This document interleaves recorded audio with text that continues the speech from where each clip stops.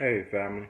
Um, I woke up earlier this morning, um, almost with hopes of not hearing about any injustice that has happened to our people. But of course, every morning I wake up disappointed, but not too surprised. And I want to address the fact that every time these white supremacists hurt our people, harm our people, kill our brothers, our sisters, our mothers, our daughters, our sons, our fathers,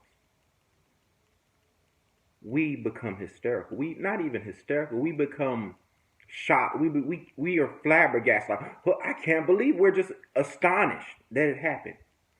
And my thing is, how many more hundreds of years do we have to go through this before we get it into our heads that these people, these people are reprobate in heart?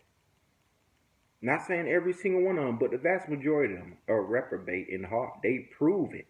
They prove it. And I see a lot of brothers and sisters, they love to.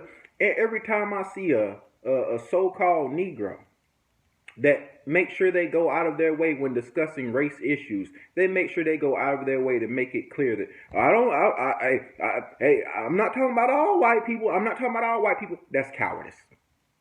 That's cowardice. Because anybody with common sense know that you're not talking about every single individual. It is the vast majority, though. Okay? It is the vast majority. We've had very few allies true allies, sincere allies, when it comes to the dominant society. So, my thing is this. How much longer? And if we're going to continue to let it happen, why even act surprised about it anymore?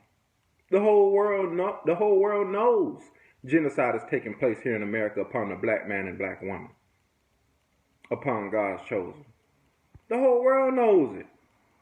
The whole world knows except for those of us who live here. It seems like our people are still sleeping. They love destruction. They love oppression. They look at misery as their friend. But me, I despise misery. That's why I got to speak out against it every day. I despise unrighteousness. That's why I got to cry out against it every day. But we ought not be so simple-minded where every time these people show their faces, we're like, oh, I can't believe that white woman called the cops on that man for humping that dog. Me and my wife watching that video earlier. Why can't we believe that? Why can't we believe that? Do we not know history? What have we been doing all this month? Sharing black history, sharing all the atrocities that they did upon our people, and they continue to do upon our people, commit upon our people. So what is the surprise about? And this is another thing.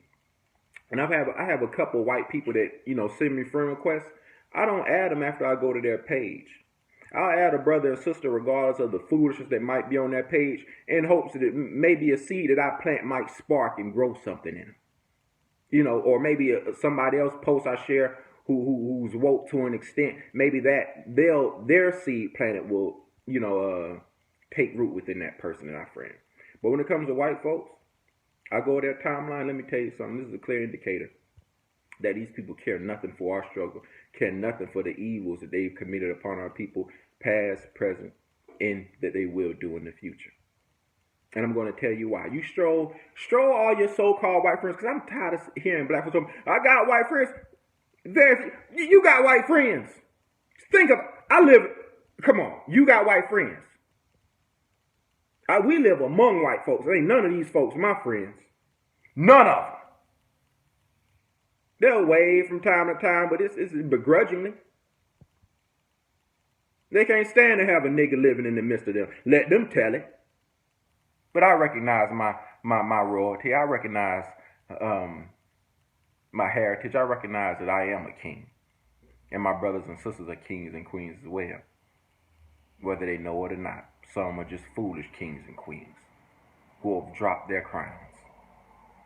But this is the thing what was the point I was going to make? Oh yeah, so I'll go to the white folks timeline, and mind you, February just passed, and do this even with your black friends that you follow on social media. Go to their timeline throughout the month of February and see what they posted about Black History Month.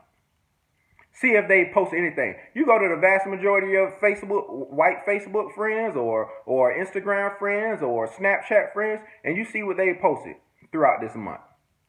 You won't see anything about Black history. Very, very few of them will have posted something about our people.